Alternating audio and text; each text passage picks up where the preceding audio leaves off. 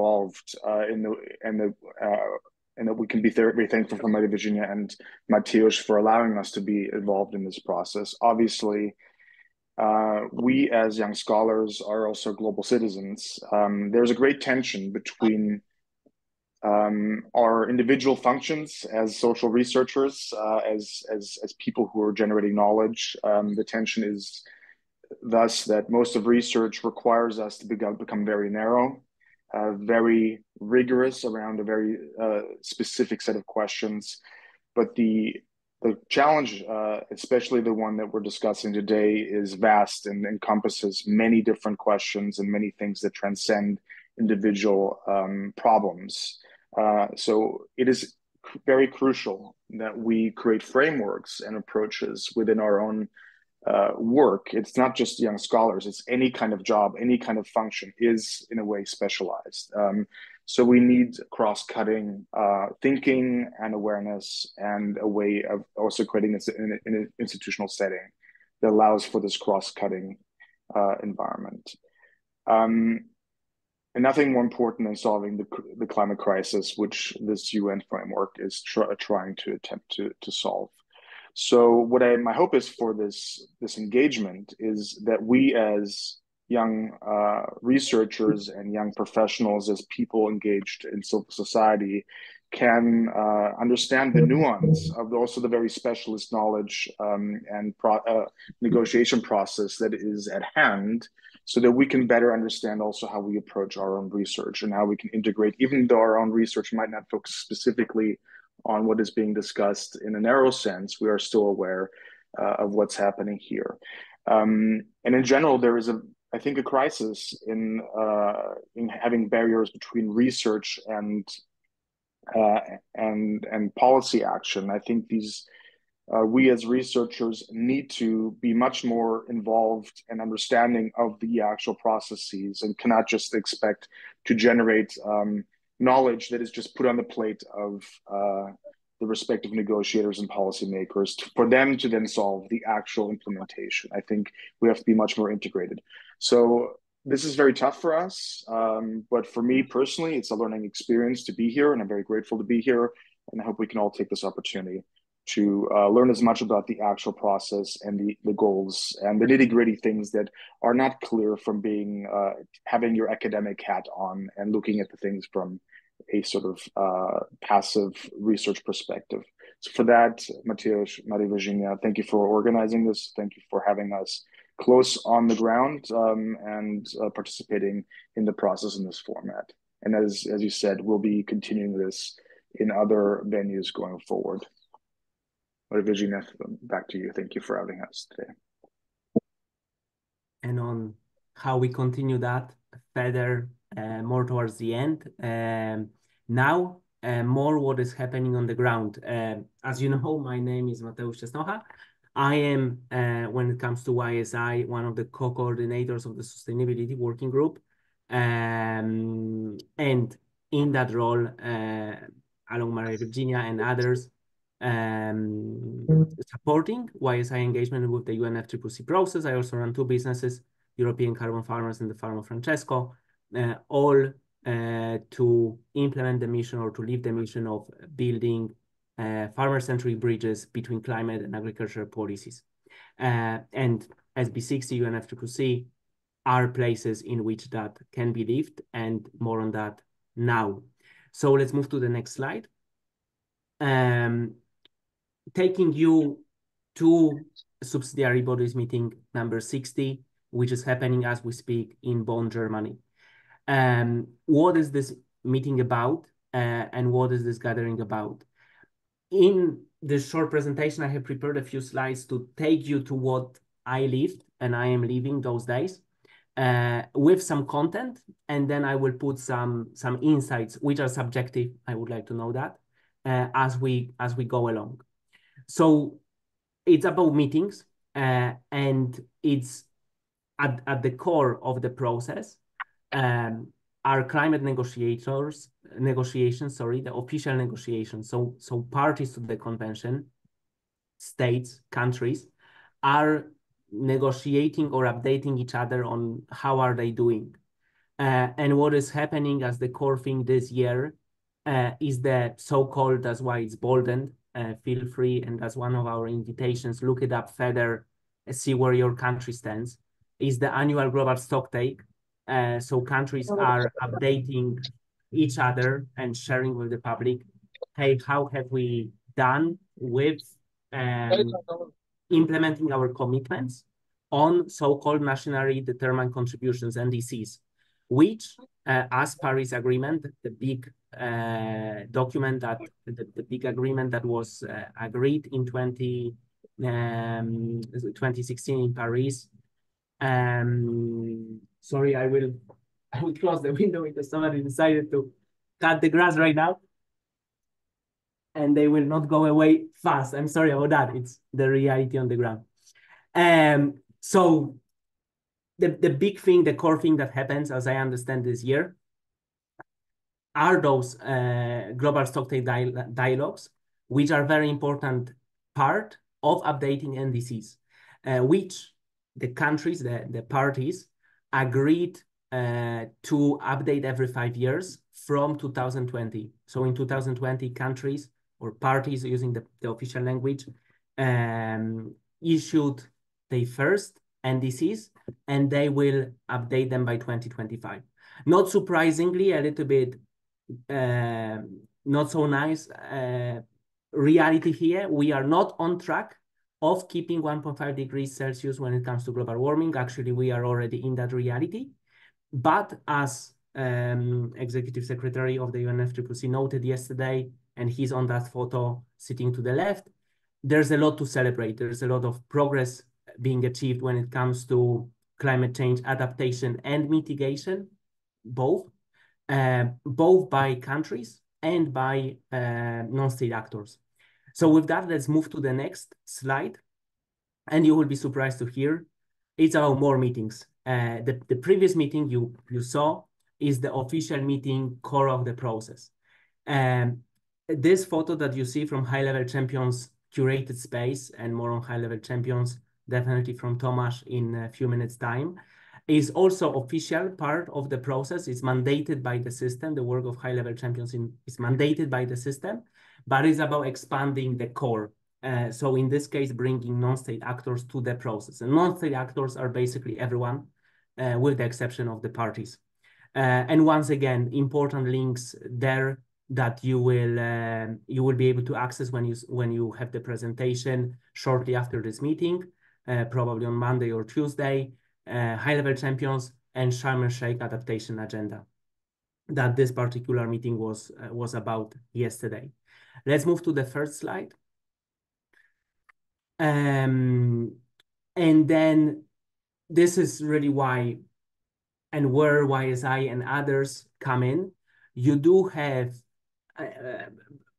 those other non-state actors coming to spaces like Bonn, which is exactly why I'm here, thanks to one of the observer organizations, and are engaging with the negotiators, with the UNFCCC, and with each other.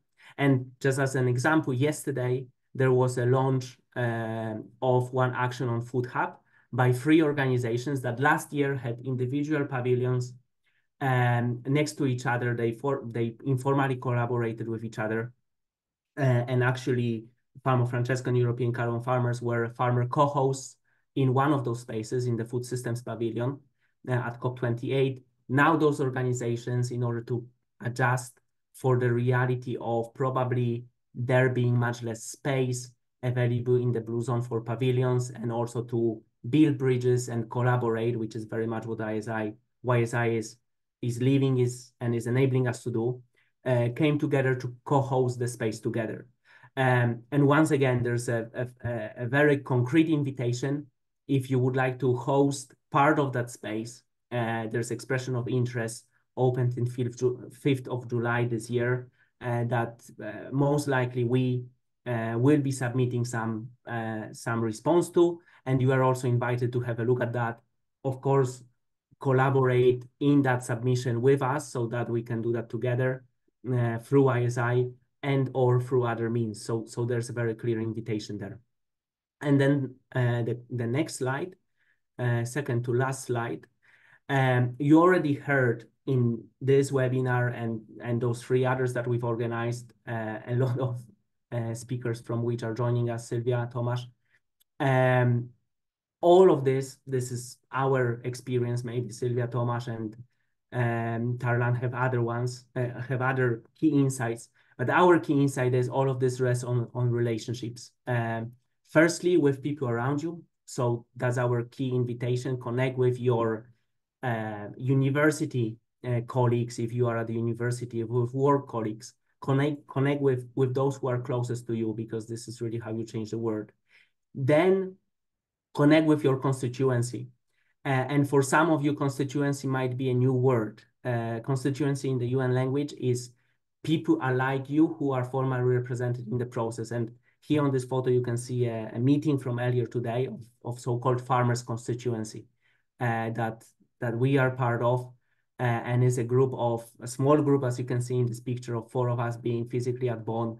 But people who follow the process and part of that constituency are more than 160, very actively sharing what is happening in Negotiators, in negotiations and other spaces, and speaking up with the common voice. What is very important is that this common voice is possible only through compromise and not trying to have it all your way, but working together despite the differences. One of very important values that is critical for the constituency to work well, and I can say from experience that the farmers constituency, in my view, works very well.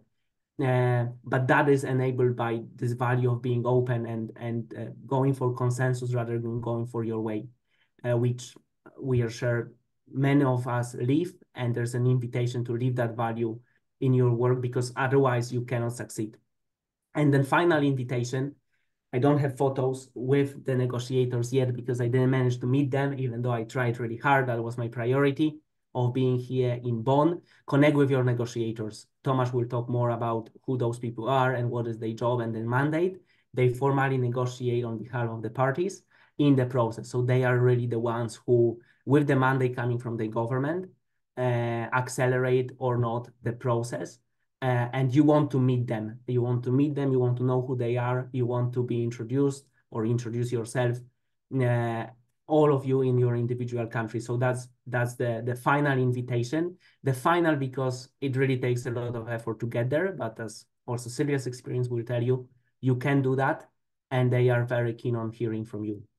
The final slide that we have prepared for you, and you can spend hours talking about that, and I'm sure we will continue talking about that in this session and others, is not the alternative, maybe that's the wrong title, but is another dimension to SB60, to COP, to this process of activism/criticism, which you also have right at the entrance of SB60. The photo has been taken 2 hours ago, some of which, as you can see to the right, concerns human rights abuses by the current presidency of Azerbaijan. And I can tell you, from after taking this photo, being at the session starting at 1:15 local time, so less than or a little bit over 2 hours ago, by the presidency, by Azerbaijan, talking about the logistics of the COP29. There were some, not refugees, but people who are in asylum away from Azerbaijan, raising points of, hey, this is what you can see on the photo. So that part is present here as well. And we wanted to showcase that for you. So with that, I am, for some of you, finally going to end speaking. Let me introduce our 3 guests joining us today, who will speak in the order as you will see on the slide, for 5 to 7 minutes, all with their real lived experiences and insight they want to share with you, and also invitations. So keep your pens working, and this is the space of celebration as well as action. So let me introduce them, and then you will hear from them. Firstly, we have Tomasz Hruszczok from Poland, who, among other posts, held the post of high-level champion for COP24, hosted by the Republic of Poland. So that's him, and we are very, very happy to have him with us.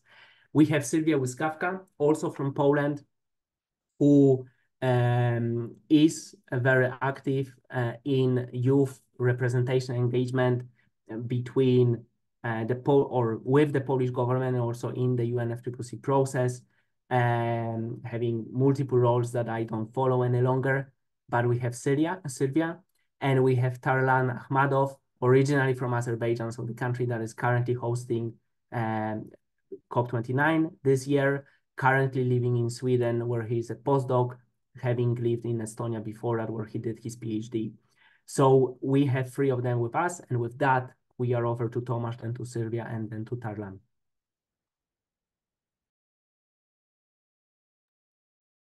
Okay, thank you very much, Mateusz, and thank you very much for very comprehensive presentation of what is happening at the SBs.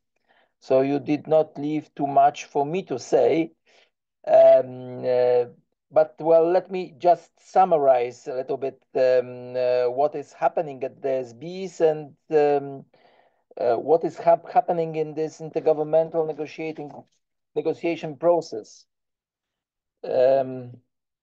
Well, let me start from stating kind of the obvious. Well, the session, the one that is now happening in Bonn, the mid-year session, climate negotiation session, is kind of a key to the success of the coming COP. It kind of tries to digest what has been decided at the COP in the previous year, so in our case, the COP in Dubai, and is preparing the ground for the decisions that need to be taken at the coming COP. Well, this year we are having the COP in Baku, the wonderful capital of Azerbaijan. So there are, I call it three T's. 3T. First is transparency. This is the way that the negotiations are led. This is the way the negotiations have to include everybody and clearly demonstrate the views of all the others and also the view of the interested parties. So everybody has this kind of comfort of being well heard and of also hearing the views of everybody else. This transparency is the necessary prerequisite for the second T. And the second T is trust, the mutual trust amongst the negotiators, amongst the parties to the three treaties, the Convention, the Kyoto Protocol, and Paris Agreement. And the two together, trust and transparency of the process, are the necessary preconditions for achieving the third T, which are the tangible results of the negotiations, the results that could then be proudly presented by everybody, of course, by the presidency, by the secretariat of the UNFCCC, but also by those who are taking part in this process as the observers. Because while the negotiations itself belong to the governments, and the governments send the envoys, take decisions, etc., but the role played by the observers is kind of getting more and more important, especially when we start discussing the ways of implementation, when we start discussing how national policies could be shaped in order to efficiently and effectively implement what's being decided on the global in the global discussions. So it's really a crucial role, especially when we talk about real life action. And this real life action gets reflected in the whole series of events that is taking place in the SB session. And this year, we've got this expert dialogue on children and climate change. We've got the expert dialogue on mountains and climate change. We've got finalization of Glasgow dialogue, hopefully finalization with good results. Of Glasgow dialogue, which is covering the issue of loss and damage, financing, etc., etc.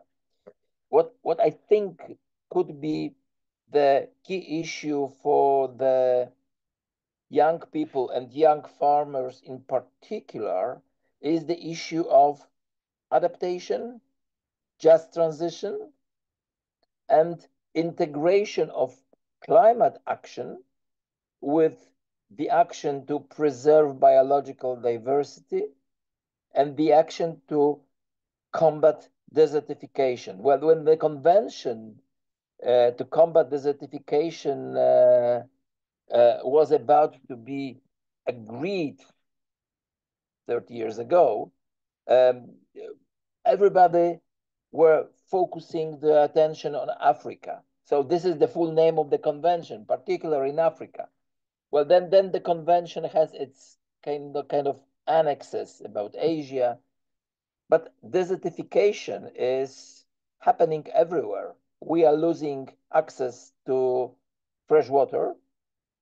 We are losing ground that needs to be preserved for food production. And let's not forget that both poverty eradication and combating hunger, which means sustainable food production, are the overarching priorities of climate convention.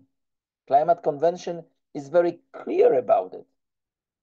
And after the convention, also Kyoto Protocol, Paris Agreement, and everything else, is that poverty and hunger are amongst the most important factors that need to be addressed first before we start doing anything else. That's why adaptation is so important. Adaptation, which gives people the chance to better prepare to address the impacts of climate change. That's why, well, just because I don't want to take too much time, but this is why I would risk saying that we should rather not further discuss the disasters that may happen. We need to start talking about the opportunities. We need to start talking how to utilize the engagement, the enthusiasm, the inspiration coming from climate action all over the world to start doing what is necessary to be done to address risks, to address losses, and to address the necessary investments to better prepare and to reduce the future impacts of anthropogenic actions on climate and nature in general. Because climate system is not just about atmosphere, it's the combination of all: geosphere, hydrosphere, biosphere, and atmosphere. So all four need to be taken into account. Thank you. Thank you, Tomasz. Thank you for reminding us about key basics and some very concrete invitations on how to act effectively in the context of the processes that we are and want to continue being engaged in. Sylvia, our next panelist, has some great examples of living that she will share with us, and her invitations. So over to you, Sylvia. Thank you very much, and hello, everyone. I won't really be reflecting on the process so far today. What I want to do is share the good practices with you and to show you that you, as participants, you can actually be the part of the process, of the negotiation process, but not only as observants, but actually as a member of the platform of discussion with your negotiators, and how you can actually influence what is being in some way negotiated by your own country. And thank you, Mateusz, that you mentioned that relationships and being open to other views and to other thoughts are very important, because I think that's a case very often for many organizations, especially youth organizations that want to join the climate negotiation process, who come to COP every single year. But they don't really have a big impact on what is going on in the meetings themselves. They are mostly only one side to the conversation, organizing panel discussions as side events and participating in different protests. But what is important to ensure, and that was already said by Tomasz and Mateusz, what is important, what we have to remember when we talk about climate negotiations and the outcomes of the climate negotiations is that we have to have everyone on board, including you, the participants of this webinar. So I wanted to share with you some good practices that we had in Poland, and the process that actually started 4 years ago. And hopefully I will inspire you to take some actions in your country as well, because we are, the COP29 is getting closer and closer. We are talking about SB60 today, but in a few months, some of you will probably join us in Azerbaijan. So we have to start thinking about how to be fully involved in the discussions that are upcoming. And as Mateusz said, relationships are very important. And what we've noticed in Poland a few years ago is that we had a number of youth organizations that didn't work together. And then on the other side, we have our climate negotiators, who they were very open to the discussions, but they didn't have a chance to meet this civil society, and they worked on their own as well. So all of those groups, they were coming to COPs, but they've never met, they've never had a chance to discuss important topics. And because of that, each of those groups actually, they mostly spoke to themselves, right? So they organized panel discussions, but those panel discussions were closed to, for example, only youth groups. And then the negotiators were mostly staying in the closed meeting rooms, and none of them had a chance to exchange the thoughts. And all of that actually changed 4 years ago when the Ministry of Climate and Environment decided to establish Youth Climate Council. And the main role of the council was to actually bring together all the youth organizations. So what we did in the council, we actually started with the process that I think is the most important as the first step to be able to lead the discussion with your decision makers later. We started a wide consultancy, wide meetings with different youth organizations to understand what young people are thinking about climate change and climate policies in our country. And as a result, we understood that climate negotiations is actually a very important topic for young people in Poland. We prepared a report. And what we did next, so we were part of the Ministry of Climate and Environment, so it was very easy for us, or like easier than for the youth organizations outside the ministry to reach out to our climate negotiators, and we showed them the report. We showed them the numbers, we showed them all the opinions that were collected in the report, and we showed them how important it is for young people to be part of this process. And in the next step, we actually prepared the second report. So this time we focused on specific topics like the adaptation, transportation, mitigation, farming, sustainable farming, ocean warming, and so on. And we, again, collected thoughts of young people on those different topics and sent it to our negotiators. And in the end of the process, yeah, I see Mateusz already shared the link to this report. I think it's only in Polish, unfortunately, but we have a lot of AI tools right now to translate those kind of documents very quickly. It was a very good report for our negotiators as well, because as I said, we gathered different youth organizations to write different texts, different articles in this report for us. And in the end, our negotiators were very open to further discussions. So we actually had a separate meeting before going to the COP with them, just to understand their point of view. And what was interesting to see was what Mateusz already said about being open to other thoughts, about other ideas. A lot of our requests that we included in the report for our negotiators, they were quite obvious, but very often there were some obstacles or some other discussions that were happening, which made those requests impossible to be implemented in real life. And through this discussion and through mutual understanding, we were able to understand the position of our negotiators and to understand how better we can act together to be able to support negotiators in the whole process. And what happened in the end, we actually went to COP with our Polish negotiators. And again, we met with them on the ground, both in Glasgow, in Egypt, in Dubai, but then also that will probably happen in Azerbaijan as well this year. And we had discussions on the ground about the ongoing negotiations, and we were able to understand how those negotiators are approaching different topics and what as a country, what kind of statements we have prepared for the meetings. So what I want you to understand from this process is that it is very important for you to actually reach out to your negotiators, because they are probably waiting for you, waiting from the message from you. But when you try to approach them, don't do it by yourself. Try to think what relationships in your country you can create and how you can amplify your voice, how you can show that those topics are important to young people or other groups in your countries, because this is something that speaks to your decision makers in your country. And as I said, they are open, they are waiting probably for you, and you can actually go to those climate summits and be part of it, not only as an observer, but actually as part of the discussion between you and people who are deciding about your future.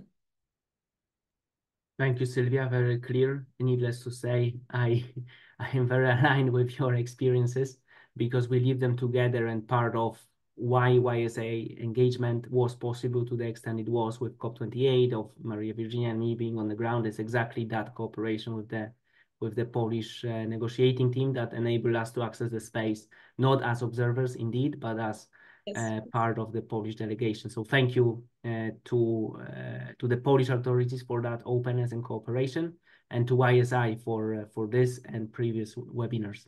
With that, we are moving to Tarlan Akhmadov, who is aware he has those relationships and is putting them together into something that he wants to do at COP29, building on his PhD research and current work. So over to you, Tarlan. I know you have a presentation to share as well, so let's make sure that works. And we're looking forward to your insights. Yeah, thanks a lot for organizing, and it was also inspiring to listen to Thomas and Sylvia. That's very enlightening. And for me, but I will take the focus towards more the research and the small and medium-sized enterprises. Will you be sharing the screen or? Yes, if you want to share the screen, you have that opportunity. Oh, yeah, okay, I see. I have the option now. Yeah, that will be the easiest. And we see your screen in presentation mode, so everything is good. Great. But yeah, so I was talking about the SMEs. But before, we already are aware that the climate change is not like a single country's problem. So we are facing all around the world. So we also need to take global action. So every member, every person from the organization, from NGOs to governments, so we all have to take action together to fight for this wicked problem, which there is no single solution, but there might be several solutions that we might not know. So we have to communicate and work together for achieving or working towards the climate neutral future. And for that reason, I'm trying to bring this forgotten heroes, which are the small and medium-sized enterprises. And usually we all forget that the SMEs are quite a big number of the organizations, and they also employ from 50 to 60% of the global work population. And they are always being neglected by these climate policies discussions, and then because they usually don't have much of resources and the power compared to the large corporations. And so these are being always like under the shadow of these SMEs. But from the European Union and the UN, they have recognized the central role of these SMEs for working towards the sustainability. And they also underline these policies, the financial incentives that they need to support this green transition of the SMEs. But when we look at the research, there have been so many that has been done so far.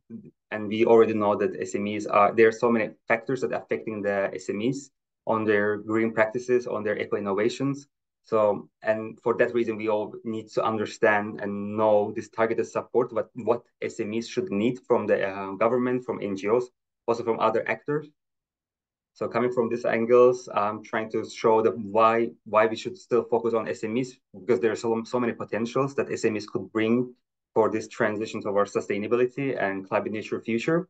First of all, the SMEs are known as flexible and innovative. They can adjust to the new systems, and they have this localized impact. So more the consumers' demands are rising for the sustainable products. They are the one that adapting the fastest, and they're always known for coming with innovative products and services. And when it comes for the energy consumption, which SMEs, as we already know, that they are like 90% of the businesses worldwide. So change or shift in their energy consumption towards more renewable energy, it will give us a lot of environmental impact. So shifting this from fossil fuel based to the renewable energy in SMEs will at the end cost a lot for benefits of this environmental impact. And also they are known for the supply chain perspective, because SMEs are the one that giving the large corporation the products and the services. So they are like in the second tier for the supplying the big corporation. And also they employ a lot of people, from 50 to 60% of the global population. So the employee engagement and advocacy and awareness, they're all driving the transitions towards sustainability.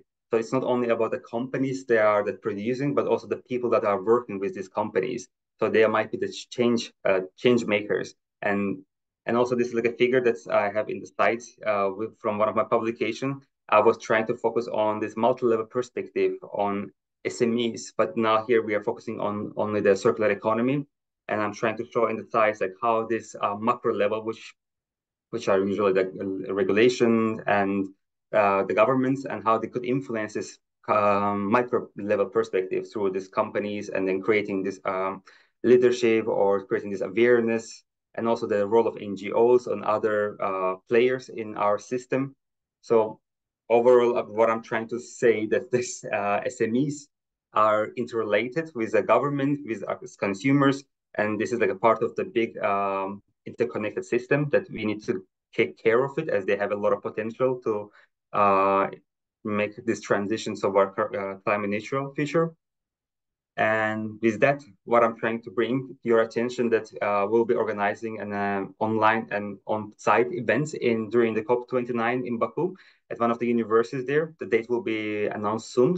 And the focus of this event will be talking about, again, the importance of SMEs and their role in fighting for climate action.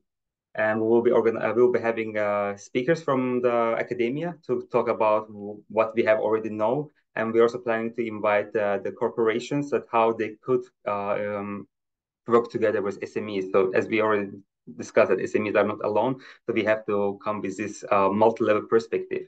And knowing the importance of SMEs and what we should know and what we could know. So we'll be discussing on this topic. And then the second part of this will be opening a networking event.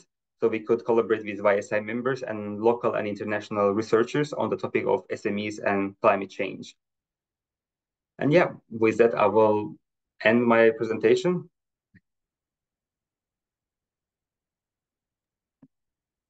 Thank you, Tarlan, for sharing all of that with us, and also bringing this connection with, again, to the part of research, because as you may know, or if not, I can share that one more time, the Young Scholars Initiative has different young profiles, but a lot are on the importance of research.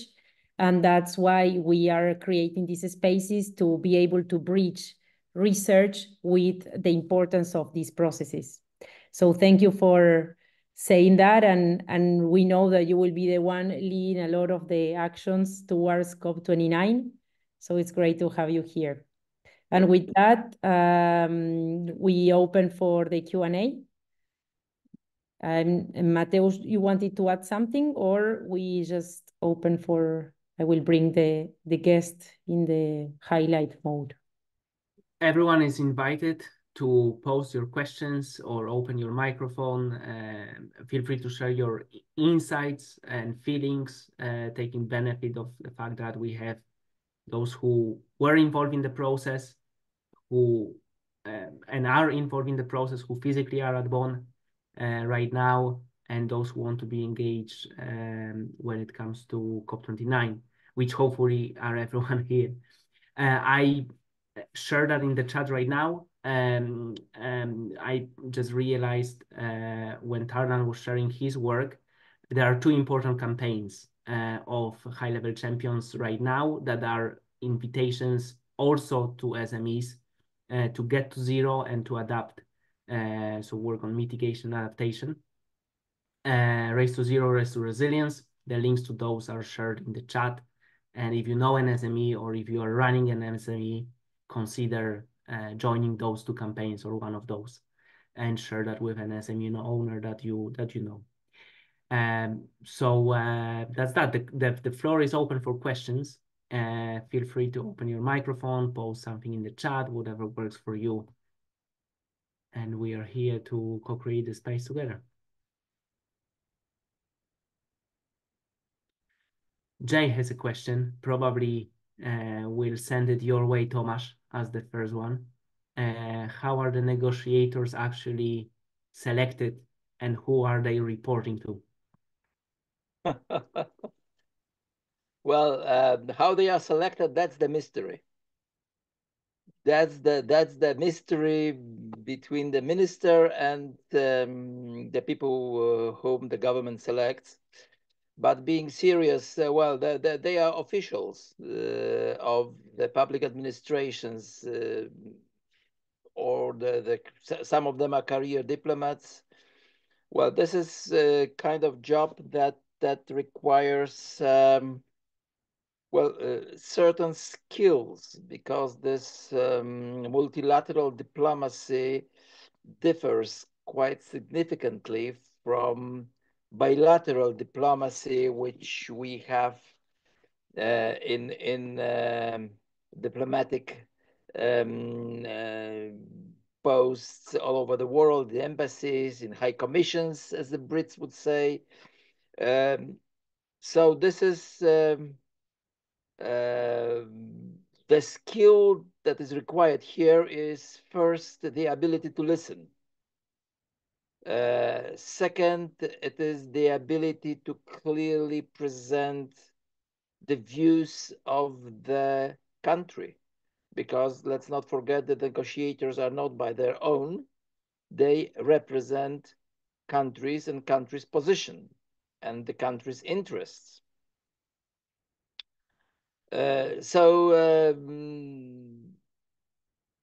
Climate change is also the very kind of special topic. I can hardly think of anything else that would include as many various aspects of the negotiations, because we have technology, we have social issues, we have finance, we have development policy, we have, well, as a matter of fact, just think of anything, and this is part of climate negotiations. By the way, I would risk saying that it is not the environment that is the most crunchy point in these talks. It is economy. It is development, the foundation for the development. This is access to the resources. This is also social stability, political stability, etc., etc., etc. So as you see, this is by far more than one could think. It is not about emissions. It is about making sure that the world survives. It is about making sure that with this survival, the people and the countries would still preserve their ability to develop. So that's pretty kind of serious issue. And well, if it wasn't serious, why would dozens of thousands, as recently it happens, would travel to various places in the world to be part of these events, if not the negotiations, part of the events, with an attempt to present actions, to present views, to have this sense of participation in something important. So that's probably not very easy response and not very easy answer, but the question wasn't easy either. Thank you, Tomasz. Tarlan, Sylvia, would you like to add to the question? And we also have the second question from Cameroon. Thank you, Cameroon. Maybe let's wait a minute if Sylvia and Tarlan have something to add to the previous question. Then if you want to, you can unmute yourself and ask the question on your own, which I think you have the opportunity to do. From my side, Tomasz had a very comprehensive answer to these questions. I would say the same. The negotiators are elected by the ministry in collaboration with the government in every single country. But you can actually also apply to be a negotiator even at a young age. We actually have this case in Poland with a very young woman who became a negotiator even before finishing her university. So this is also something that you can aspire to.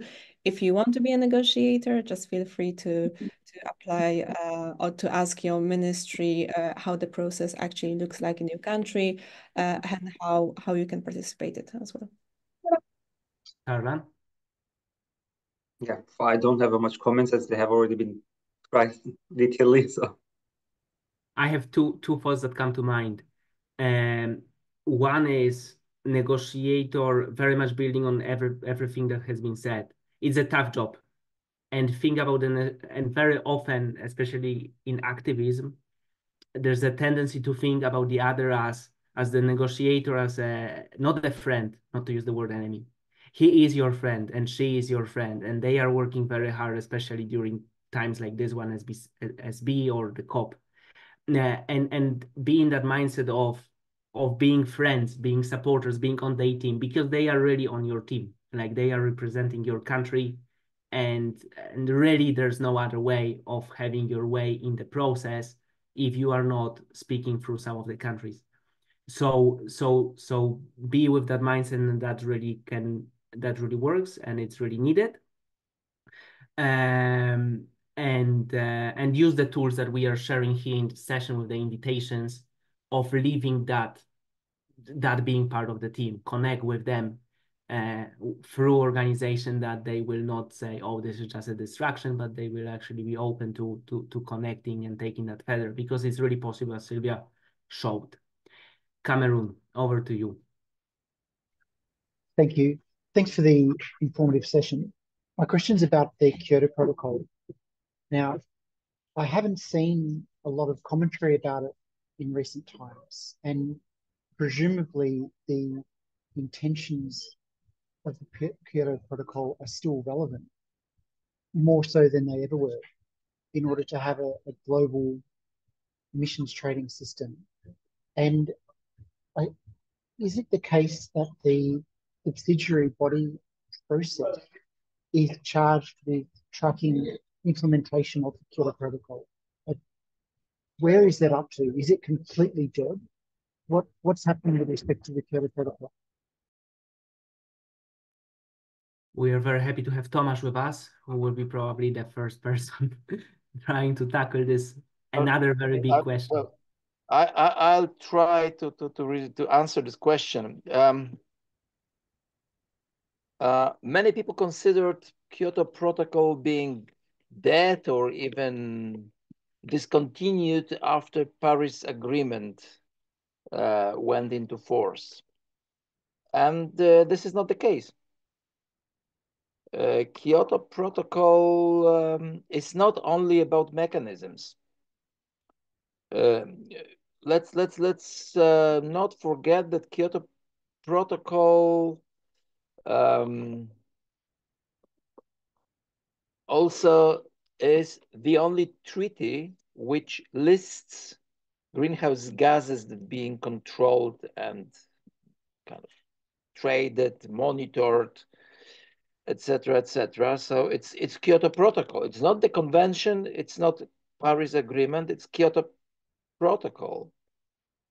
In its appendix that has been amended in Doha from 6 to 7, says which greenhouse gases we are monitoring, trying to reduce the concentration in the ambient air, etc., etc. Kyoto Protocol is also determining the sectors of economy that are impacting most the global climate. And by the way, these are also the sectors that are impacting environment, the entirety of the environment.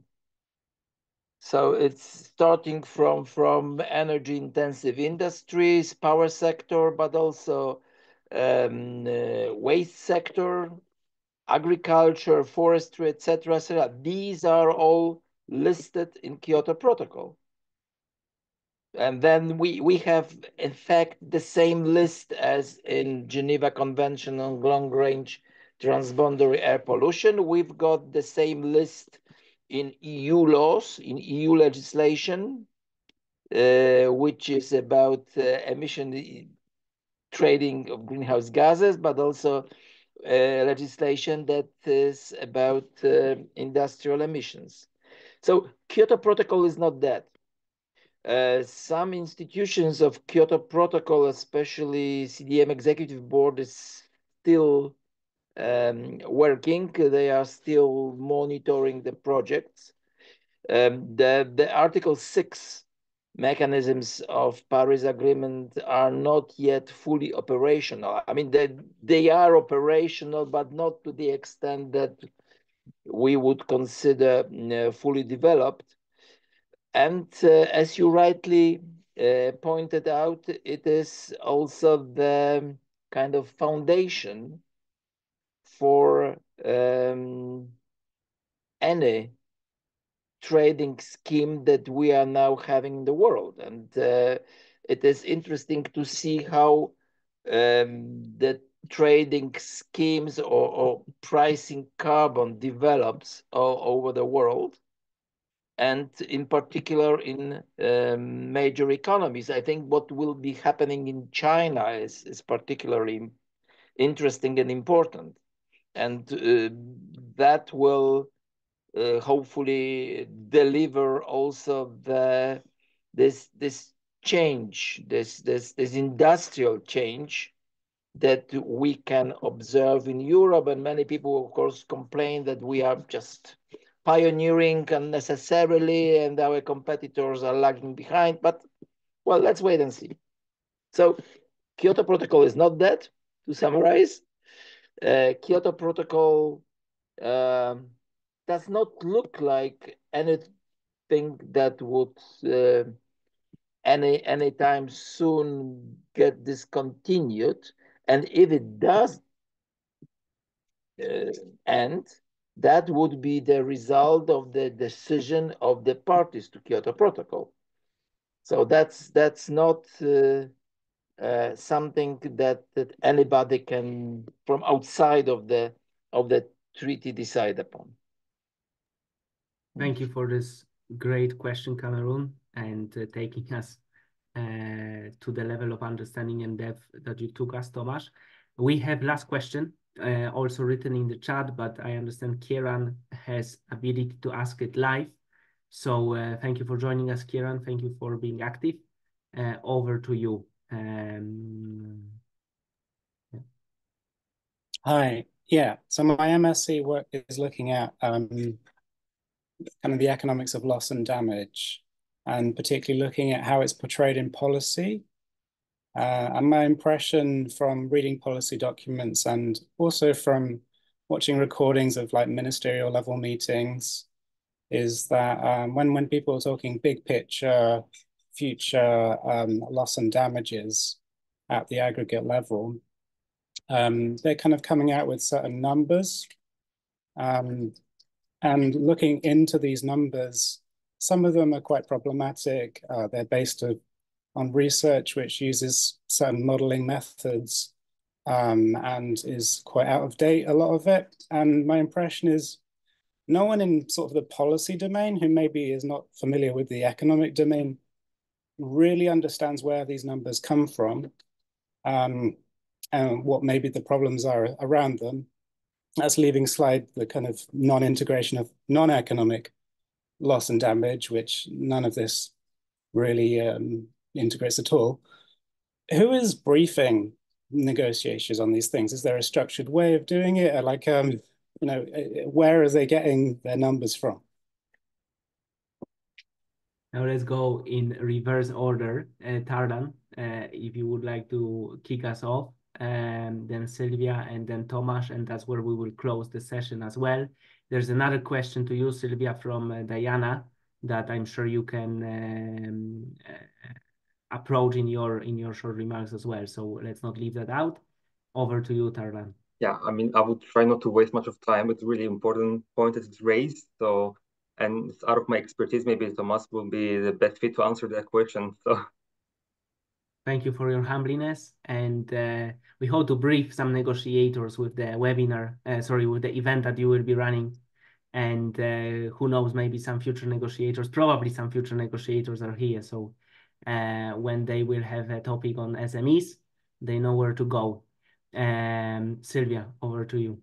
So I think Tomasz is the best person to answer this question, but from my side, I would also say that to some extent, civil society. So when you talk to your negotiator, you can also inform them about different numbers and facts, but I don't know who does that officially for them.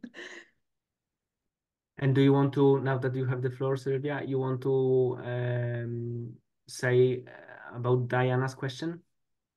Yes, of course, if you just give me 1 second to read this question in full. Okay, so regarding the youth groups or creating the youth climate council. So for example, in Poland, we actually have a group of young people who pushed the government for many years to create such a council. And this is actually a common thing in Poland to have different youth council on different topics. So it wasn't like a new thing. But to start with the topic, I would say reach out to other councils that are already established in different countries. So it's not only Poland that has this kind of advisory body. I know that there's a council in Ghana as well, I think in Netherlands, in Sweden, and there is actually like a full alliance of youth councils that work together and who actually go together to different climate summits and organize panel discussions. But regarding you know, the engagement of youth groups on the ground during a negotiating process. So obviously, as youth, as observers, we can't really enter a lot of meeting rooms. But if you talk to your negotiators, they should actually have a separate badges for civil society that can be part of the so-called party overflow. So you still can't access the most important negotiations, but you can access some of the discussion and at least act as an observer of those discussions. And then after each single meeting that is important for you, you can schedule a meeting with your negotiators and talk to them. The thing with you know, having a real impact on what negotiators are discussing during those meetings is that very often those discussions or the outcomes of these discussions are prepared way before the climate summit starts. So it's very important to start very early and to talk basically to your negotiators. That's the main point, just to talk to your negotiator, because what you will find out is that your negotiator has a very broad knowledge and they are specialists in their own field. So they know what is important for your country. They know what is doable as well at climate summit. So you may basically just learn from each other and and to prepare those discussions or prepare the outcomes of those discussions together. But yeah, I would say the conversation is the most important. So start thinking about gathering young people together, start thinking about how you can make sure that whatever you are preparing is reaching to the Ministry of Climate in your country or Ministry of your Environment, and to start reaching out to your negotiators and start this process as soon as possible. Exactly. Very rich. Over to you, Tomasz, with the question, who is briefing the negotiators? And it seems like Chinedu has a question as well. So if you could write that in the chat as Tomasz is speaking, that would be very... Unless the question of Chinedu refers to what we are discussing right now. So maybe Chinedu would... Well, it's up to you. You are the boss here, Mateusz. So, well, if I had to answer this question, where the data is coming from, well, there are many sources of data. Well, those, at least formally, most reliable data are coming from the governmental sources. So, or intergovernmental organizations like IPCC, like FCCC, like UNEP, etc., and all these organizations are producing either, well, annual reports or some reports like IPCC, which cover the assessment period, which is usually 7 years, something like that. If you ask the question if these data are fully comparable, I would answer no. For many reasons. Firstly, the entire global monitoring system, which has developed enormously over the last 10, 15 years, thanks to observations from the space. Well, this system includes some obligatory reporting that these obligations is put on the developed country parties. And we can assume that this data that come from developed country parties are the data that are collected using the same methodology. Then these data are kind of verified by the independent experts who are visiting the country, who discuss, etc., etc. There are also data that are collected, as I explained, thanks to the space systems, and these data are coming also from European Space Agency, from NASA. They are coming from International World Meteorological Organization. So there is a number of such bodies, but they are also the data that are coming from civil society. And here comes the problem, because in many reports by civil society, the methodology is not explained in sufficient details to be ascertained that these data could be compared. So that's why, for instance, when we assess global emissions, we have the data from 50 gigatons to 35 gigatons. Quite a difference. Both figures are too big, but it shows that this issue is something that needs to be carefully watched in the coming years, especially in the context of the global stocktake, because global stocktake is the process that needs to bring countries and their actions together to put them on the same level of trust, the same level of understanding of figures that they are presenting, using, etc., etc.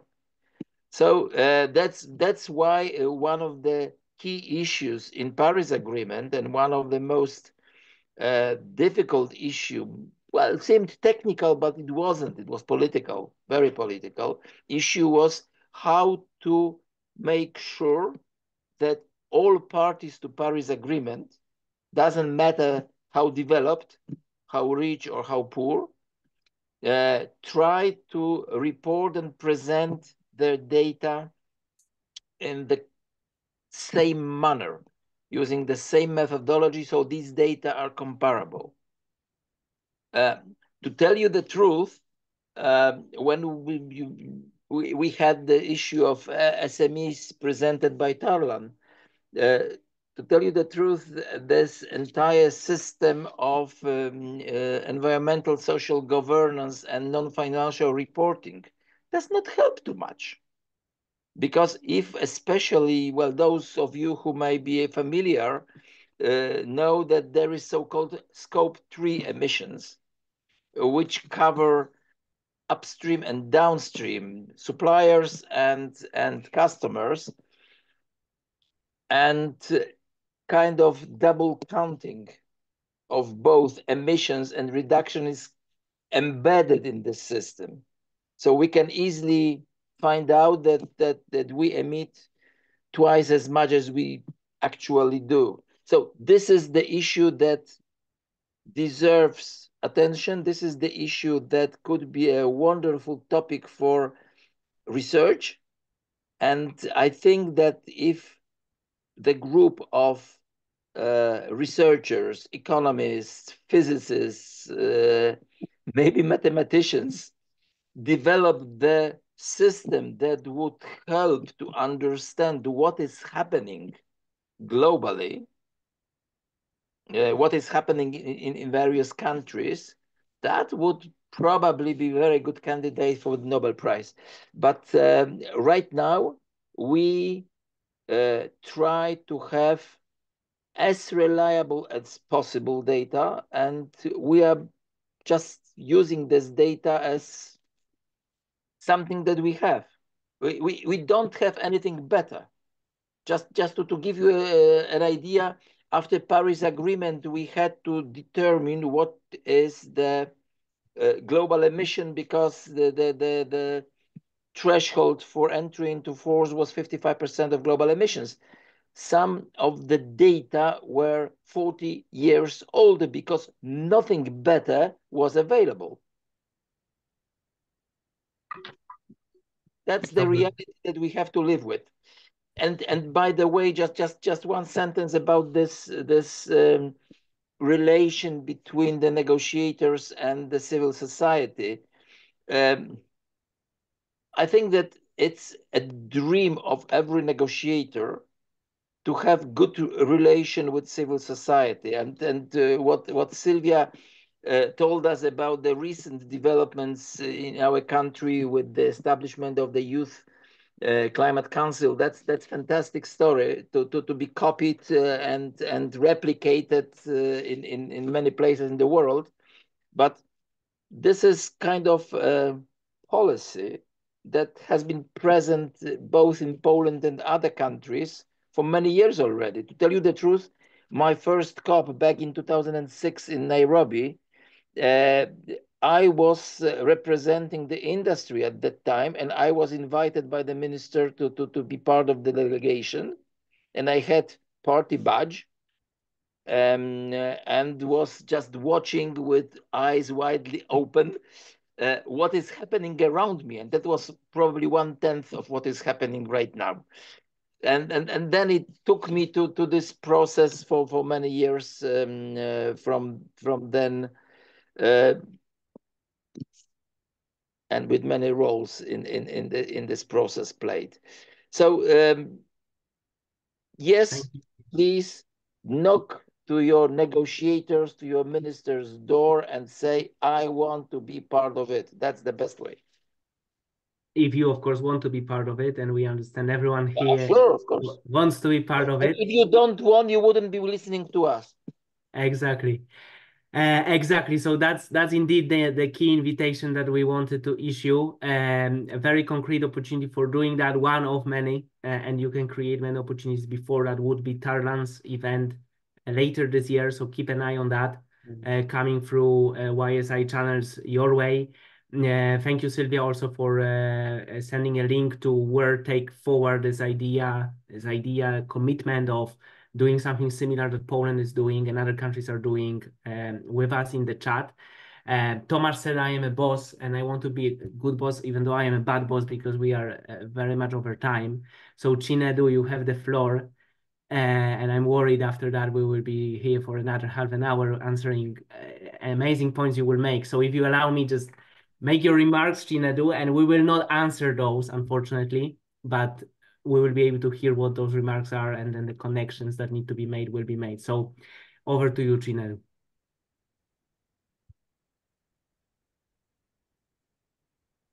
We can hear you now. We should be able to hear you. Yes? Hello. Apparently, the big issue which I actually want to bring on board is the issue of climate change and health. Here in Africa, we're having increase in the incidence of vectored diseases such as dengue. As a result of it has triggered a cascade of events, and these events could actually cause another pandemic. We all remember in 2020 there was a pandemic, and now it's good that there is a nexus between climate change and health. And the last World Health General Assembly, which was held last week, was a big policy decision, and they made a declaration to make it a priority. I understand there are other areas of climate change, such as climate change and agriculture, but the climate change and health even impacts agriculture because the animals that are in the farm can be a problem. For example, when we have swine fever, it's going to affect all the pigs in the farm, and it's going to affect humans. So it is good, in as much as possible, we're trying to learn from the best practices, like, for example, what is going on in Poland, their youth council on climate change. It's a wonderful initiative. We would want to adopt that in Nigeria. And it's something that I believe with the new policy direction of Mr. President here in Nigeria, and he has taken climate change as a priority with some of the policy actions and the policy decisions of his government. So we look forward to collaboration, you get me, and I'm looking forward to COP29 in Azerbaijan, Baku. So on the issue of having SMEs, being part of climate change discussion, it's a wonderful initiative. We look forward to seeing some of these developments be implemented also here in Africa. But I think climate change and health is a critical part of the climate change discussion. And we need to bring more health people within climate change cycle. I have a major in health. That's where my strength is, and I've been passionate about climate change. I've implemented some projects in collaboration with my affiliates. So it is a good thing, and it's a wake-up call. I just want to use this opportunity to be a champion for climate change and health. And I understand that farming is critical. And I understand that even when it comes to farming, there's also a health aspect to farming. You have animal husbandry. So if health of the animals is not controlled, you could have a situation whereby there will be spillover from the environment, that's climate, to animals in the farm. So they are all interconnected. That's my simple take. And as you can see, I'm about driving. I have an ability to rush. I would like to have synopsis of the meeting letter. Thank you so much for giving me the opportunity to speak. Very, very grateful for that. Thank you.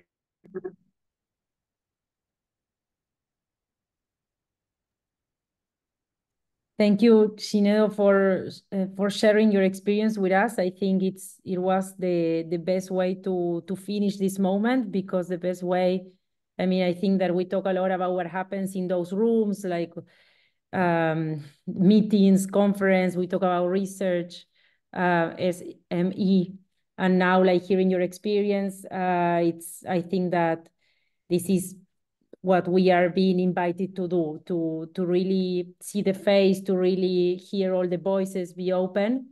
So thank you very much for being so open to stay for almost 30 minutes more. And I want to say thank you also to Tomasz, to Silvia, to Tarlan, to Mateusz, Jay, YSI, for being here, for sharing always your experience with so much passion. And we are looking forward to all the things that will keep happening this year. As Silvia said, COP29 is really close, is around the corner. So we are looking forward to making things happen. So thank you so much, everyone. Thank you very much. And bye-bye. Thank you. Bye, thanks a lot. We will send the recording and everything next week. All right, thanks a lot. Bye-bye. Thank you, everyone. Bye. Bye.